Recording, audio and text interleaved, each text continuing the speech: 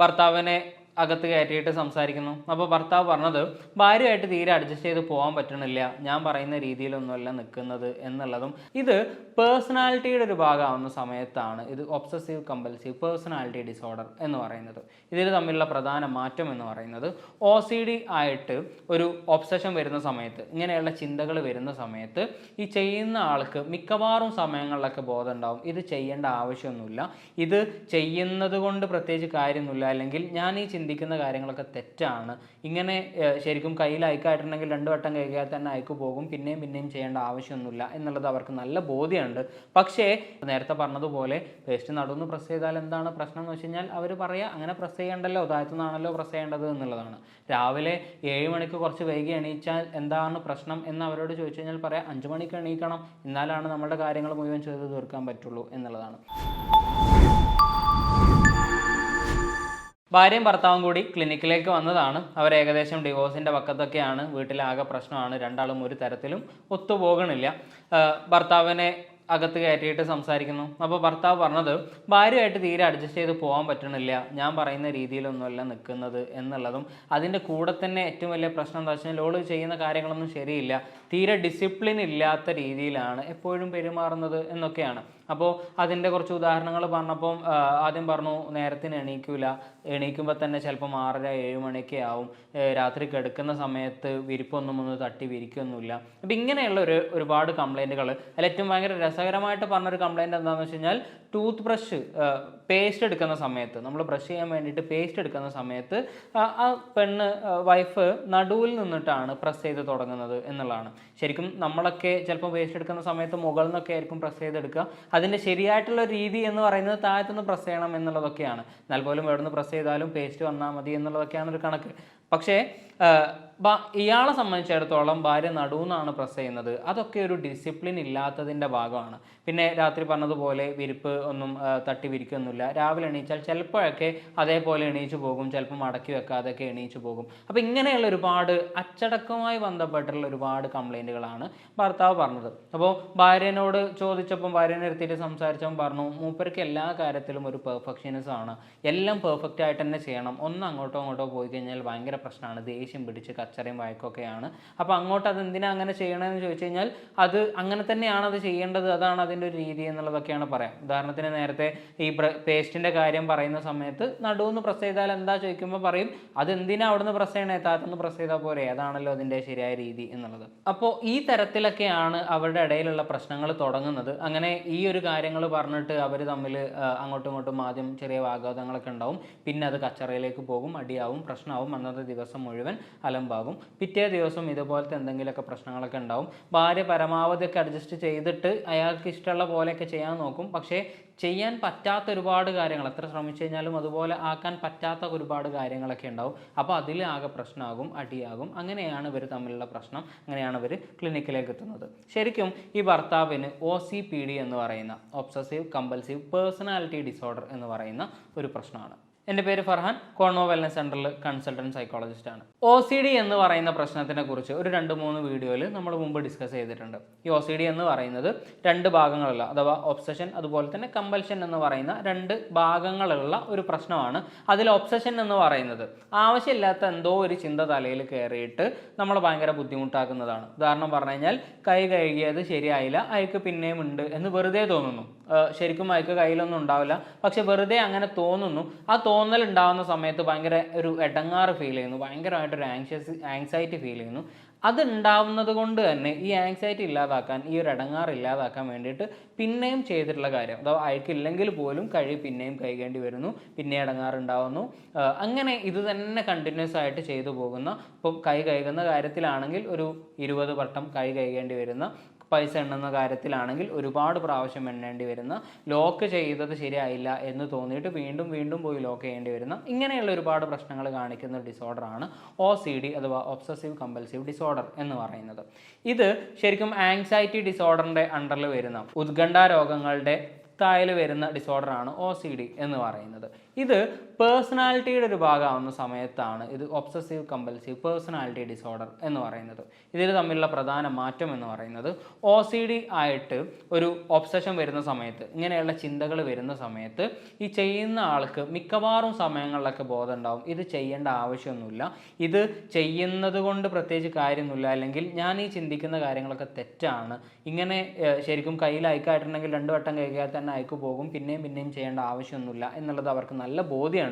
പക്ഷേ ഇത് അവർക്ക് കൺട്രോൾ ചെയ്യാൻ പറ്റാതെ, ഈ ചിന്ത പിന്നെയും വന്നിട്ട് കൺട്രോൾ ചെയ്യാൻ പറ്റാതാവുകയും ഇതുകൊണ്ടുള്ള എടങ്ങാറ് കൊണ്ട് ഭയങ്കര ബുദ്ധിമുട്ടുണ്ടാവുകയും ഈ ചെയ്യാതിരിക്കുന്ന സമയത്ത് ഭയങ്കര ബുദ്ധിമുട്ടുണ്ടാവുകയും ഈ ബുദ്ധിമുട്ടിനെ കുറക്കാൻ വേണ്ടിയിട്ടാണ് ശരിക്കും OCD ഉള്ള ആളുകൾ ചെയ്യുന്നത് വീണ്ടും ചെയ്യുന്നത്.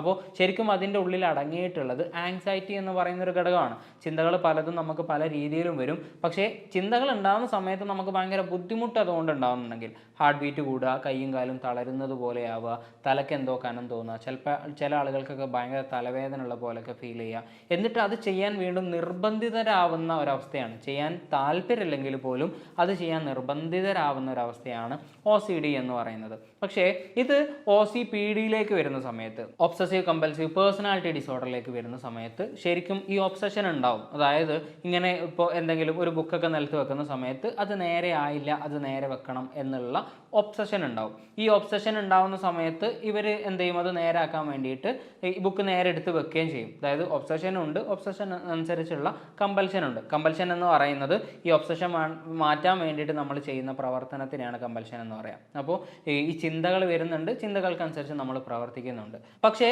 ഇത് OCDയിൽ നിന്ന് എങ്ങനെയാണ് വ്യത്യസ്തമാണ്, എങ്ങനെയാണ് വേറിട്ട് നിൽക്കണമെന്ന് വെച്ച് കഴിഞ്ഞാൽ, OCD ഉള്ള ആളുകൾക്ക് ഏകദേശം നേരത്തെ പറഞ്ഞതുപോലെ ധാരണയുണ്ടാവും ഈ ഒബ്സഷൻ തെറ്റാണ്, ഇങ്ങനെ ചെയ്യേണ്ട ആവശ്യമില്ല, ശരിക്കും ഇതിനനുസരിച്ച് നമ്മളുടെ ഒരു പ്രവർത്തനം ചെയ്യേണ്ട ആവശ്യമൊന്നുമില്ല എന്നുള്ളത്. പക്ഷേ എടങ്ങാറ് സഹിക്കാൻ വയ്യാതെയാണ് ചെയ്യുന്നത്, ചെയ്യാൻ ഒരു ഇഷ്ടം ഉണ്ടാവില്ല. പക്ഷേ ഇത് OCPDയിലേക്ക് വരുന്ന സമയത്ത് ഈ OCPD ഉള്ള ആളുകൾ വിശ്വസിക്കുന്നത് അങ്ങനെ തന്നെയാണ് ചെയ്യേണ്ടത്, അത് തന്നെയാണ് ചെയ്യേണ്ട ശരിയായിട്ടുള്ള ഒരു രീതി, അതുകൊണ്ട് അങ്ങനെ തന്നെ ചെയ്യണം എന്നുള്ളതാണ്.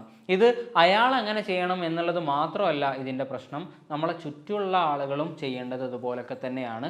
അങ്ങനെ ചെയ്തിട്ടില്ലെങ്കിൽ ഇയാൾക്ക് ഭയങ്കര ഫ്രസ്ട്രേറ്റഡ് ആവുകയും ചെയ്യും. ഇതാണ് OCPDയുടെ ഒരു പ്രത്യേകത. ഇനി OCDയിൽ ഉണ്ടാവുന്ന ഒബ്സഷൻസ് എന്ന് പറയുന്നത് ശരിക്കും ചില സാധനങ്ങൾ റിപ്പീറ്റഡ് ആയിട്ട് ചെയ്യാനുള്ള കാര്യങ്ങളൊക്കെ ആയിരിക്കും. ചെയ്തത് ശരിയായില്ല എന്നുള്ള തോന്നലൊക്കെ ആയിരിക്കും, അല്ലെങ്കിൽ ചെയ്തിട്ടില്ല എന്നുള്ള തോന്നലൊക്കെ ആണെങ്കിൽ OCPDയിലുള്ള ഒബ്സഷൻസ് അല്ലെങ്കിൽ ചിന്തകൾ എന്ന് പറയുന്നത് കാര്യങ്ങൾ പെർഫെക്റ്റ് ആയിട്ട് ചെയ്യാനുള്ള സാധനങ്ങളായിരിക്കും. റിപ്പീറ്റഡ് ആയിട്ട് ചെയ്യാനുള്ളതിനേക്കാൾ കാര്യങ്ങൾ ഭയങ്കര പെർഫെക്റ്റ് ആയിട്ട് ചെയ്യണം എന്നുള്ള ചിന്തയായിരിക്കും. ഇപ്പോൾ സാധനങ്ങളൊക്കെ എടുക്കുന്ന സമയത്ത് ബുക്ക് വെക്കുന്നത് ഇവിടെ ആയിരിക്കണം, വാട്ടർ ബോട്ടിൽ വെക്കുന്നത് ഇവിടെ ആയിരിക്കണം, രാവിലെ എണീക്കുന്നതിൻ്റെ സമയത്തായിരിക്കണം, രാവിലെ എണീച്ച് കഴിഞ്ഞാൽ ഒക്കെ എല്ലാം നല്ല വൃത്തിയാക്കിയിട്ട് വിരിപ്പൊക്കെ ഒന്ന് നേരെയാക്കിയിട്ട് മടക്കി വെച്ചിട്ടുണ്ടാവണം, പൊടിയൊന്നും ഉണ്ടാവാൻ പാടില്ല, ചുളിവുകളൊന്നും ഉണ്ടാവാൻ പാടില്ല. ഇങ്ങനെയുള്ള ഒരുപാട് പെർഫെക്ഷൻസ് ഒക്കെയാണ് OCPD ഉള്ള ആളുകൾക്ക് ഉണ്ടാവുന്നത്. ഇങ്ങനെ ഉണ്ടാവുന്ന സമയത്ത് നേരത്തെ പറഞ്ഞതുപോലെ തന്നെ അയാൾ മാത്രം പെർഫെക്റ്റ് ആയാൽ മതിയാവില്ല, ചുറ്റുപാടുള്ള ആളുകൾ, അയാൾ ജീവിക്കുന്ന സ്ഥലത്ത് ചുറ്റുമുള്ള ആളുകൾ മുഴുവൻ അയാൾ ചെയ്യുന്നത് പോലെ തന്നെ ആയിരിക്കും ചെയ്യേണ്ടത്. അയാളുടെ നിയന്ത്രണത്തിലുള്ള ആളുകൾ മുഴുവൻ അതുപോലെ ചെയ്യാൻ വേണ്ടിയിട്ട് നിർബന്ധിക്കുകയും അങ്ങനെ ചെയ്തിട്ടില്ലെങ്കിൽ അയാൾ ഭയങ്കര ഫ്രസ്ട്രേറ്റഡ് ആവുകയും ചെയ്യും. ഇതേ സാധനമാണ് നേരത്തെ ആദ്യം പറഞ്ഞിട്ടുള്ള കേസിൽ സംഭവിച്ചിട്ടുള്ളത്. അപ്പോൾ അയാൾക്ക് OCPD ഉള്ളത് കാരണം അയാൾ പേസ്റ്റിൻ്റെ ബോട്ടിൽ നിൽക്കുന്നത് താഴ്ത്തുന്നതാണ്, അതാണ് ശരിയായിട്ടുള്ള രീതി എന്നുള്ളതാണ് അയാൾ വിശ്വസിക്കുന്നത്. അതുകൊണ്ട് തന്നെ മറ്റുള്ള ആളുകളും അതുപോലെ തന്നെ ചെയ്യണം. അത് ചെയ്തിട്ടില്ലെങ്കിൽ ഇയാൾക്ക് ഫ്രസ്ട്രേഷനും ദേഷ്യവും വരും. രാവിലെ 5 മണിക്ക് എണീക്കണം എന്നുള്ളതാണ് അയാൾ വിശ്വസിക്കുന്നത്. എത്ര ക്ഷീണമാണെങ്കിലും 5 മണിക്ക് എണീക്കണം, അതല്ലാതെ കുറച്ച് അങ്ങോട്ടോ ഇങ്ങോട്ടോ ആയിട്ടുണ്ടെങ്കിൽ അയാൾക്ക് ഭയങ്കര ഫ്രസ്ട്രേഷൻ വരും. അപ്പോൾ അതുപോലെ തന്നെ ചെയ്യണം. അതുപോലെ തന്നെ പാത്രം കഴുകി വെക്കുന്ന സമയത്ത് പാത്രം കഴുകിയിട്ട് വെറുതെ വെച്ചാൽ പോരാ, അത് തുടച്ചിട്ട് ആ ട്രാക്കിൽ കറക്റ്റായിട്ട് വെക്കണം, ഇല്ലെങ്കിൽ ഭയങ്കര പ്രശ്നമാണ്. ഇങ്ങനെയുള്ള ഒരുപാട് കാര്യങ്ങൾ ഭയങ്കര പെർഫെക്ഷൻ ആയിട്ട് ചെയ്യണം എന്ന് വിചാരിക്കുന്നതാണ് OCPD എന്ന് പറയുന്നത്. ഇത് ജീവിതത്തിൻ്റെ എല്ലാ മേഖലകളിലും ഉണ്ടാവും. ഇപ്പോൾ നേരത്തെ പറഞ്ഞതുപോലെ ടൂത്ത് ബ്രഷ് പ്രസ് ചെയ്യുന്നത് മുതൽ ഡോറ് തുറക്കേണ്ട രീതികൾ ഉണ്ടാവും, രാവിലെ ഏത് സമയത്ത് ജോലിക്ക് പോകണം എന്നുള്ളതുണ്ടാവും, എപ്പോൾ തിരിച്ചു വരണം എന്നുള്ളതുണ്ടാവും, വന്നു കഴിഞ്ഞാൽ ആദ്യം എന്ത് ചെയ്യണം എന്നുള്ളതുണ്ടാവും, ഷൂ ഉരിയിട്ട് എങ്ങനെ വെക്കണം എന്നുള്ളതുണ്ടാവും, കിടക്ക എങ്ങനെ വിരിക്കണം എന്നുള്ളതുണ്ടാവും.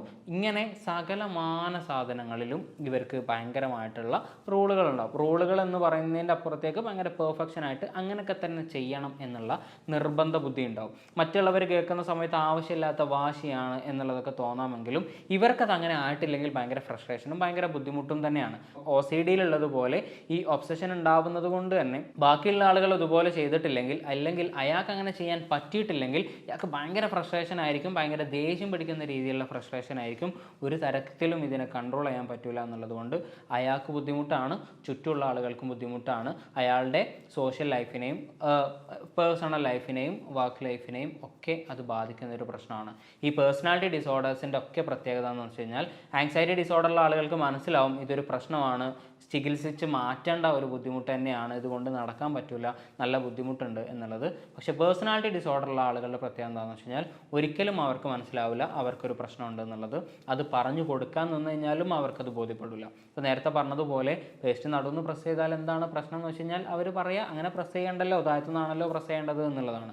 രാവിലെ 7 മണിക്ക് കുറച്ച് വൈകി എണീച്ചാൽ എന്താണ് പ്രശ്നം എന്ന് അവരോട് ചോദിച്ചു കഴിഞ്ഞാൽ പറയാം 5 മണിക്ക് എണീക്കണം, എന്നാലാണ് നമ്മുടെ കാര്യങ്ങൾ മുഴുവൻ ചെയ്ത് തീർക്കാൻ പറ്റുള്ളൂ എന്നുള്ളതാണ്. അപ്പോൾ ഈ രീതിയിലുള്ള പെർഫെക്ഷൻസ് ഉണ്ടാവുകയും അതിൽ നിന്ന് കുറച്ച് അങ്ങോട്ടോ ഇങ്ങോട്ടോ ആകുമ്പോൾ ഭയങ്കര ഫ്രസ്ട്രേഷനും ഡിസ്റ്റർബൻസ് ഉണ്ടാവുകയും ചെയ്യുന്നതാണ് OCPDയുടെ പ്രത്യേകത.